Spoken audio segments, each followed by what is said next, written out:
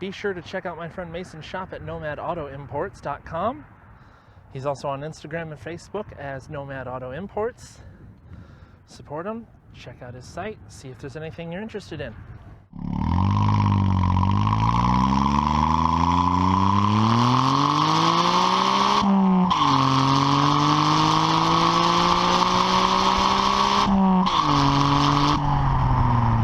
Hey guys, Yoda Code 43 here today with another tour and drive for you.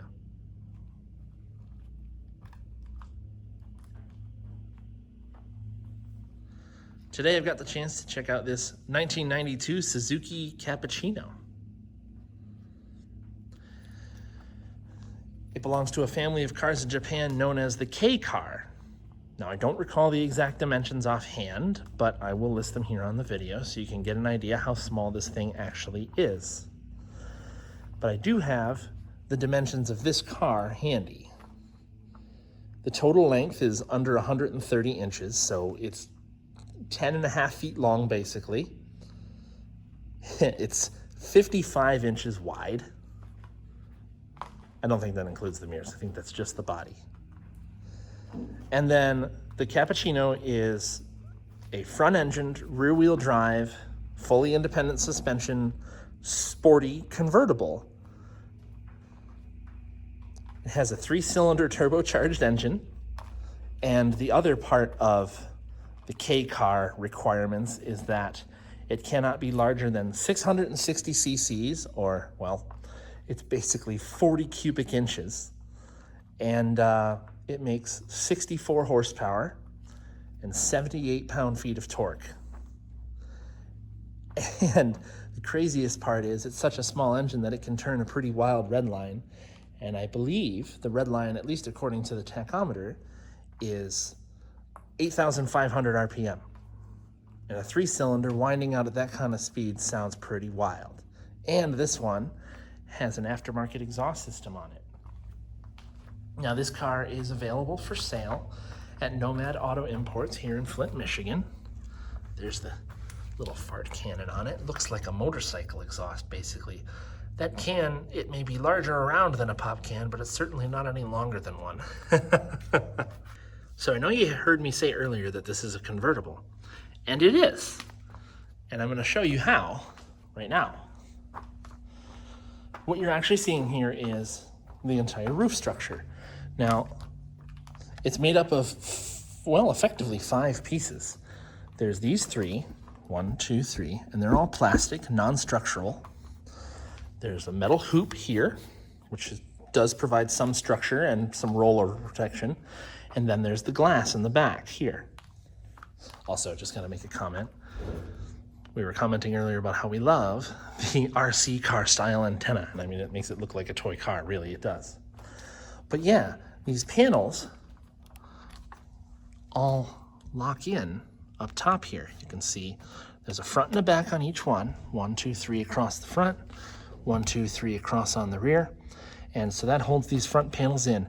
And like I say, these are just plastic, they're non-structural. They have rubber seals on them to make the windows seal up nice. But when those are unlatched, which they already are for the ease of removal for the video here, you lift up and out. Set each of those down.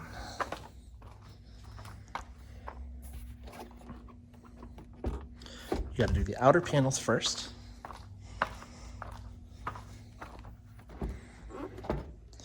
And you reach this state, which is kind of like a T-top. But then you can remove the center panel just as easily as the other 2. They're super lightweight too. Probably 3-4 pounds a piece. And then you have a full targa top. But you can see those all laid out on the ground there. But it is a full convertible, and to put this rear section down, because it does go down all the way, there is a release in here which will separate the glass from the hoop here. And then it's a matter of this switch in the center console. You push over and lift up on the handle to release it. Push down until it clicks. And now you have a full convertible. Pretty cool. Yeah, it's a little bit of a process, but the cars also come with leather storage bags so that you can tie all the panels down in the trunk. Store them while you're driving around. Should it start to rain, at least you have the roof panels with you to put them up. Still, it takes some time. Next, let's check out under the hood. First thing to note is there's no hood pull down here because they hide it on these cars in order to protect it from theft. Say you park your car with the roof down, you don't want someone to just be able to get in under the hood and mess with stuff. And so they put it in the glove box, which is lockable. There's this T-handle right here. Also, to note, this car comes with its original owner's manual. Very cool.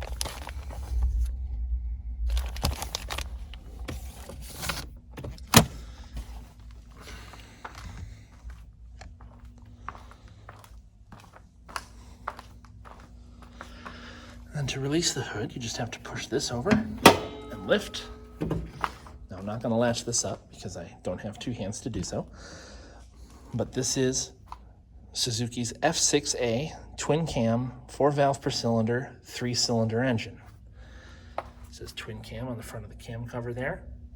This one has one or two little modifications. The engine itself really just has the pod filter on it, and then some fancier plug wires, and the valve cover's been painted blue. I always enjoy the tiny little batteries available in these cars. And yes, that says AC Delco, but no, it was not produced here in the US. It was produced in Japan. The writing on it is in Japanese. Interesting. Easy access to everything under here. Obviously, it's a tiny car. You got your fluid reservoir there for washer fluid, wiper motor, brake reservoir over here. I mean, it's hard to gauge the actual scale of how small this is, but like I say, this engine's 3 cylinders long. I mean, you could maybe fit some sort of 4-cylinder in here, but not much larger than that. Maybe if you were absolutely insane, you could try and find a way to, stuff a Chevy LS in here and think about going drag racing with it. Actually, yeah, so the guy who owns Nomad Auto Imports up here, he is working on one of these cappuccinos as well and doing this full custom deal where he is doing exactly what I said and stuffing in a twin turbocharged LS1 basically into it. And the whole front structure has been removed in favor of a custom tube chassis. It has a custom built cage that makes the already tiny inside even tinier, but still apparently usable with a race helmet. And the plan is he's going to go to Hot Rod Drag Week with it and hopefully run 8s. And somewhere in the neighborhood of, what did you tell me, 650 wheel you're looking for? Yeah, with twin turbos. Jeez. Which you can follow that build on our Instagram. We're gonna be posting more about it soon. So. What's that? Nomad_imports. That's the Yes. That's the Instagram, right? Yeah. And so that thing's going to be insane and somehow street legal. We absolutely love cappuccinos here at Nomad. It's like our favorite car to bring in. They're just the most exciting little car. We'd rather import a cappuccino over a GTR. They're absolutely crazy. Quirky stuff is fun. They're just so lightweight. It's like a better Miata. Yeah, like 1,550 pounds this one is as it sits. It's insane. Most American cars would turn it into a hood ornament if ever got in an accident. Yeah. So don't get hit. But it's a niche car. It serves a purpose of being a sporty little runabout for around it's the town. same as a Beat or an AZ1, same concept. Right. But they're great for around town. They get great fuel economy. So. You were telling me yesterday you were doing something over 50 to the gallon with it? Yeah. And that's including highway speeds. Mm-hmm. Of course, it's kind of screaming at those speeds, but nonetheless, that's incredible. This one also has Blitz coilovers at all four corners. I'll show under the rear in a hot minute here. But you can see it has adjustable valving on top and the Blitz logo right there, so you know they're real. And then I've been told these stress bars, these Garage John, they say Cappuccino Special Parts, Garage John. These stress bars that run between the core support and between the strut towers are incredibly difficult to find, if they even hardly exist at all anymore. And I'm sure they really tighten up the steering in this too. And what I initially thought here were radiator hoses are actually your intercooler hoses, your basically hot and cold side of the turbo, because the intercooler is right here in front of the radiator, and that's what these two pipes are running from. And I made a comment earlier, it's like kind of like a Ford flathead, because they had two coolant pipes, but those weren't turbocharged. Anyway, enough about under the hood here. These cars have factory projector bulbs in them, which is also pretty cool. So now I'll show you under the rear of the car quick, show you the independent suspension and the rear coilovers, and you can see the exhaust a little better. So adjusting the camera here. So, yeah, you can see the exhaust is actually very nicely built, runs up nice and tight to the chassis and subframe. This tiny little differential in the back there. But if you look up on either side here, you can see the coilovers. One there, and one hiding over here. There it is. Another interesting thing about these is they only have a single reverse light. And I'll demonstrate the lights here shortly. I want to take a quick peek in the trunk. It's actually usable space. It's not very big, but it's usable space. There it goes.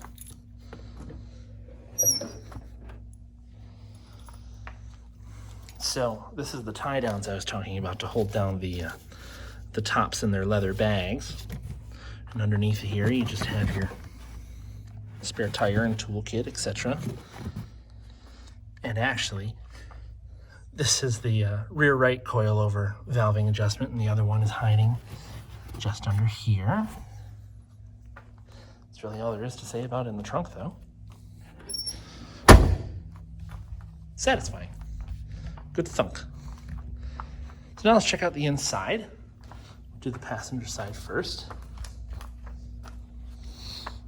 Nothing too special about the door panels. The window controls aren't even on here. It does have power windows. Those switches are located right here in the center next to the handbrake behind the shifter. Nice and easy to get to. These seats are super cool. I actually have one I'm going to turn into a race seat from the drag car.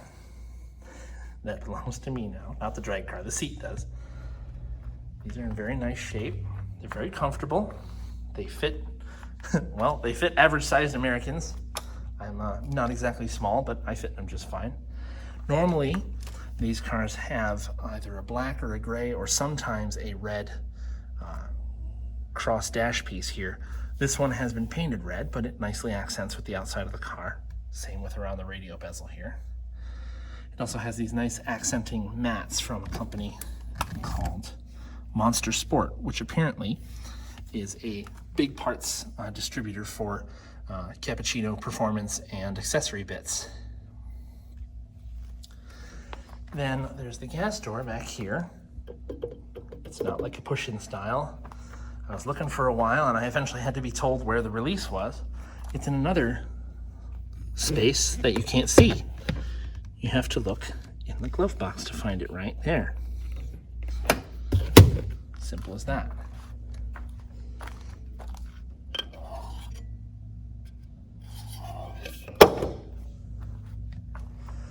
And it does actually have not exactly a dome light, because there's not one up here near the mirror anywhere.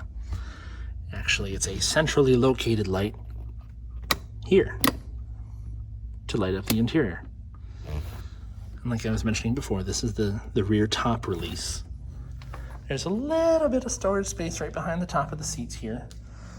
Maybe for some, groceries or a couple of, speakers in some cars' cases.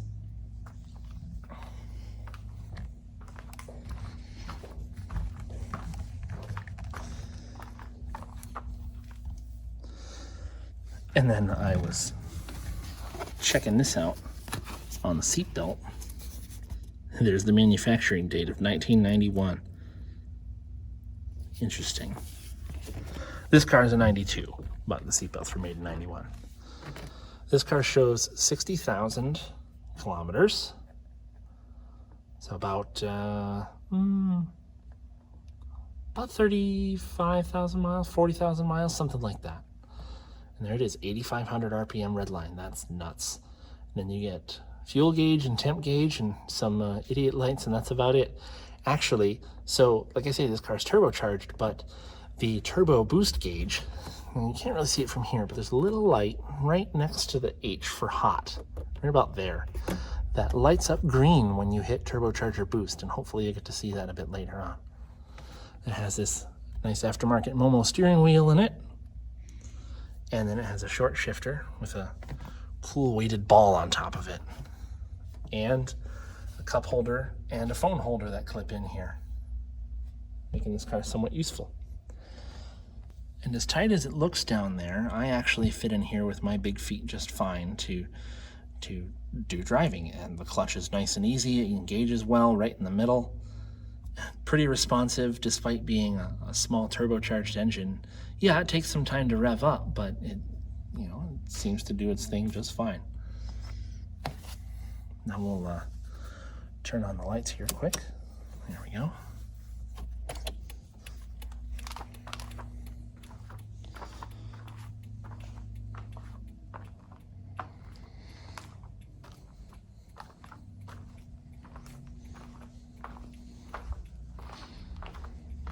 It really does kind of feel like a Miata the more you look at it. Like I say, projectors in the front, high beams closer to the center, and it also feels a little bit like a Mazda MX-3 and a little bit of like a Geostorm, just kind of the way with the roof design. I realize Geostorms are not convertibles, but just the way that it looks when it's all up. Anyway, that'll about cover the outside, the inside, and in the nooks and crannies. So hopefully, now is our chance to go for a drive. That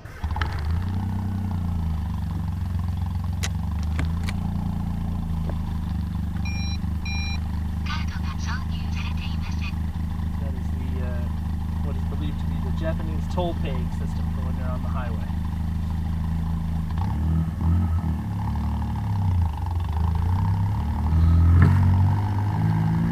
So I've already got some first impressions because I was driving a bit before I started shooting this video, and the car is super fun to drive because it doesn't weigh very much, and it has great torque when the turbocharger kicks in and actually provides some boost. It's totally manageable in everyday traffic. The engine makes this great guttural noise, as you can hear from the exhaust track. Hopefully the hood camera's picking up some of me being back here. It's pretty small in here, but honestly it is a slight bit wider than the Honda Beat that I drove a while back. And I kind of like this with just the T-tops off, getting more air to the back of the head. It's comfortable.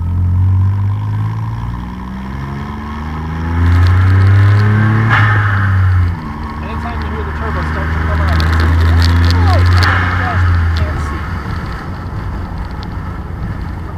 suspension, it rides pretty good. It's stiff, but it's not bad. Stiff and tight is fine as long as it's not jarring your teeth out or, knocking things loose in your car like the rear view mirror or something like that. It is very sunny. It's like 80 degrees out. I am slowly dying.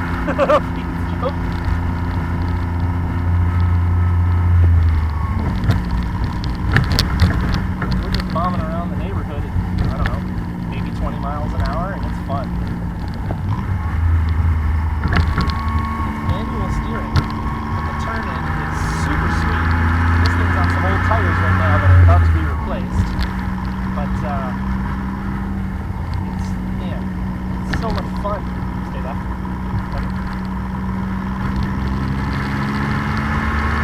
Heavy steering feels really good.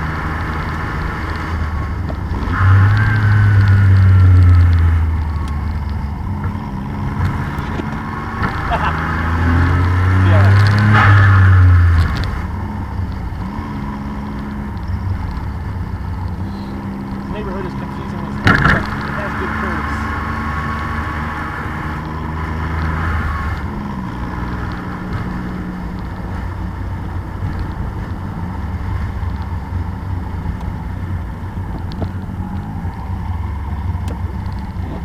Driving it like a race car, it's fine. The turbo comes on at like 3,200 RPM, it feels good. Well, with the 8,500 red line, that's pretty low in the power band, honestly. We'll go back.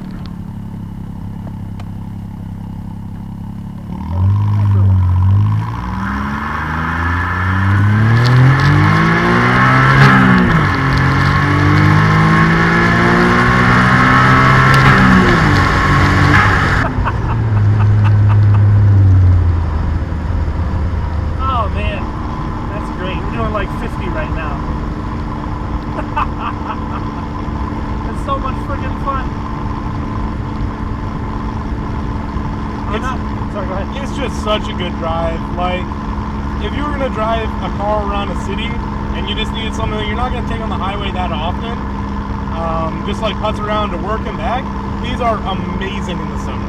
Yes. They feel great. You're always going to have a good driver experience. You're going to get great miles to the gallon, and you get that versatile drive every day. You're going to get the exhaust, the intake, all of that turbo noise that you're looking for. And you're still going to be getting good fuel economy, and it's just going to be an amazing drive every day. Yeah. No reason you can't expect 45 or better miles to the gallon, even with highway driving, modern highway driving. Yeah, as long as you know, they're not meant to go high highway speeds. No. Because, they're not built for America. But you can still get really good fuel economy in these.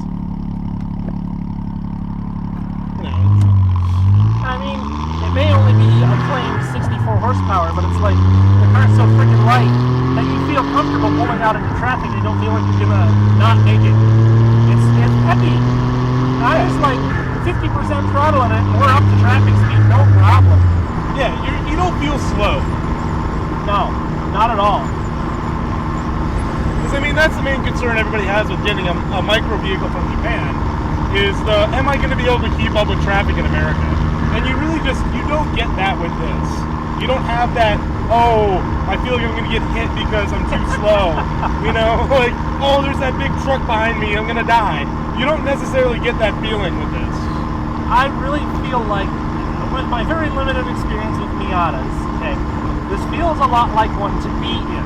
It's tighter than one. You sit a bit lower in it, though. I feel like my shoulder is at the door as opposed to over top of it like you would be in a Miata. You sit a little higher up in one of those. But I like that. It's a lot more, I don't know, it makes me feel better being lower down in the car, lower center of gravity. Definitely a sports car. These were designed for that. All right. It's a very small niche fitting the K car requirements, but being a blast to drive. The Beat was a blast to drive too, but without the turbo, it just doesn't feel as exciting as this. Plus, this is a true front engine rear driver.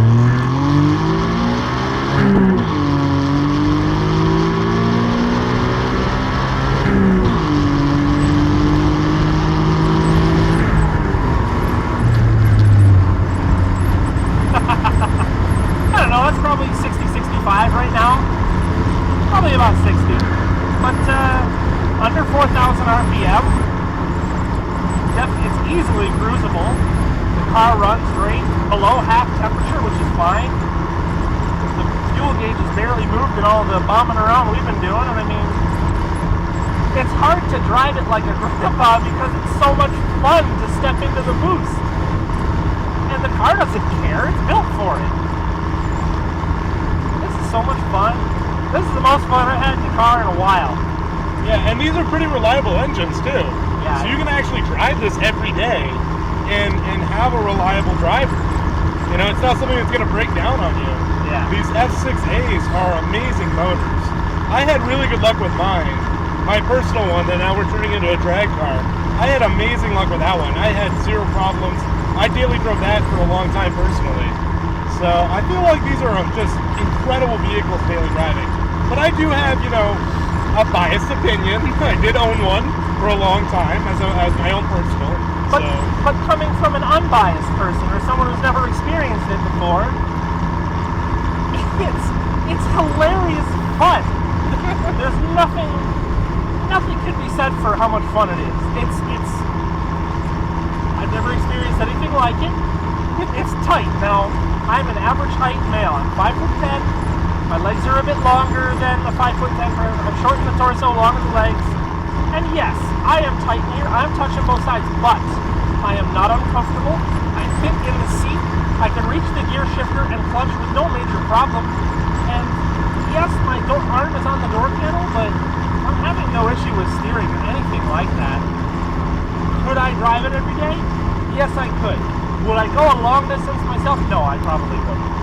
But as a around town runabout, running errands, holy hell, I would love to drive this. Yeah, I mean, I personally owned one for a long time. I'm a little smaller than you, but I mean, we're still two big guys in that little car right now. We've added somewhere on the tune of, I don't know, 400, 450 pounds into this car, and it still doesn't feel slow. We've added literally 30% of its weight to it. Yeah. And it's still keeping up just fine. Yes. Oh, that lovely downshift noise. Yes, it's great. Oh, man. Well, I know it was a bit of a shorter drive part of the video this time, but... we can keep going if you want. Okay, we'll go a little bit down the road here. You can go wherever you want. I'm just fine with anything. Don't want to take off your neighbors, though. Oh, you're fine. 5 houses down, guy? Yeah. It sounds so cool. I'm modulating on the throttle to go in and out of the turbo, and it's like the car is breathing. It's great. Yeah, you really have a lot of induction noise with that cone filter there. Yes. And that's why the camera on the hood is placed where it is, so we can pick up as much of that noise as possible. Hopefully it comes through. I could do this all day with a big hat and lots of sunscreen.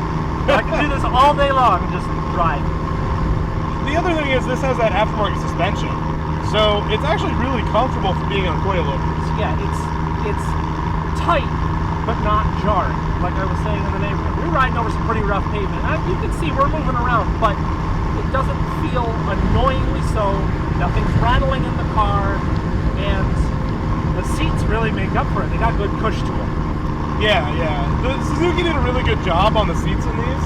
Yeah. I think the interior in general, I mean, though a lot of plastic panels fit inside this car, obviously. No, but it's really smartly designed, even for its time, but it's simple. Yes. That's what it was about. This was Colin Chapman's vision, even though he did Lotuses.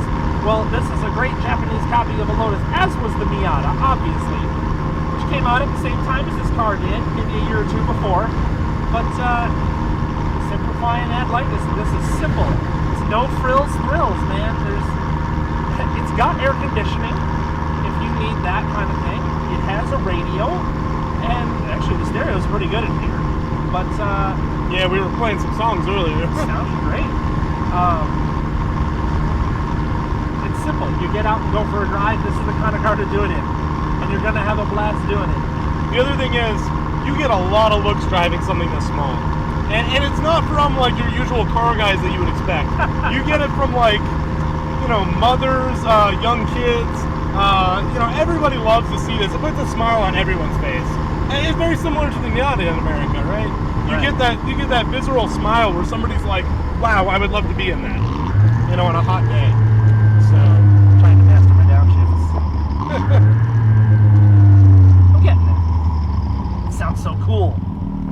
see, like those guys in the truck just pointed at us. You get that, everybody is like, whoa, what is that? Yeah, it looks like nothing else on the road.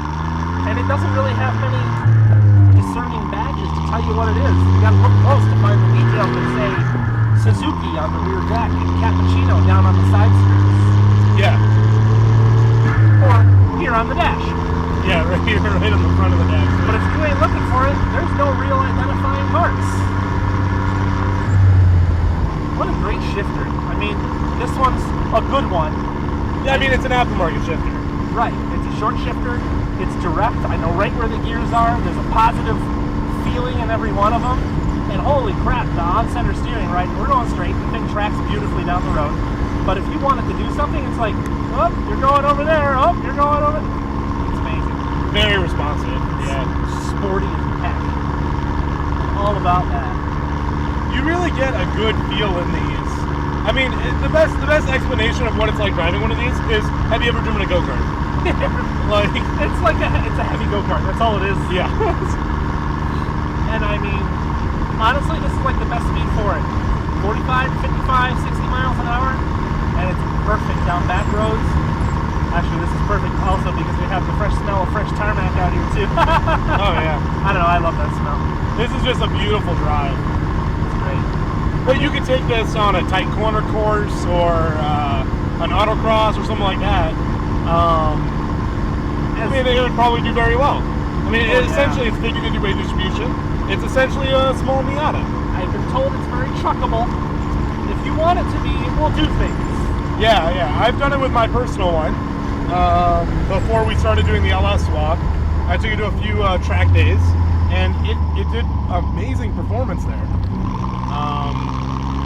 So I mean, you really get to enjoy a car like this. It's really a driver's car. The same with a B. Oh yeah. Just a beautiful day out. It's a little hot, but it's great when you're moving. Arm up on the windshield like this, great airflow. It's really good.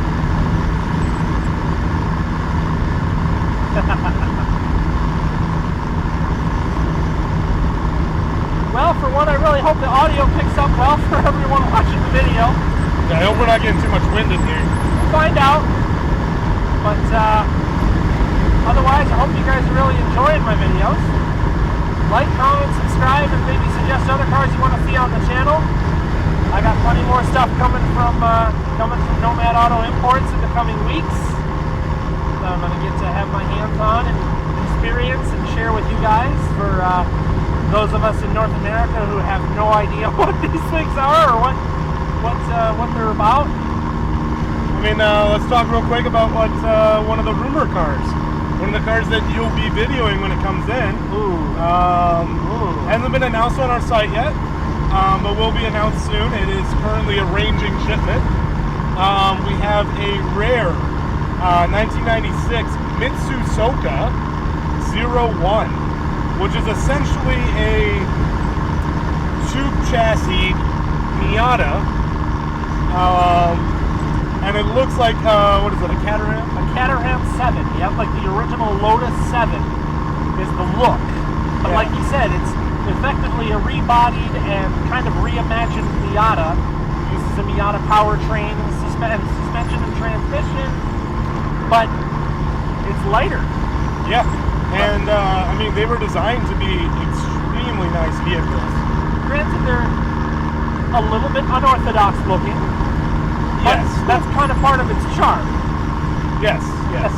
We have a, that's going to be probably one of the rarest cars we have coming in anytime soon. So we will be doing a video on that. And follow Cody's YouTube channel to see more about it. Really. Yep, follow me at YodaCode43. You can also find my Instagram at the same handle, YODACODE43. And yeah, let me know your thoughts on this video and any of my others you check out. And we'll see you guys next time.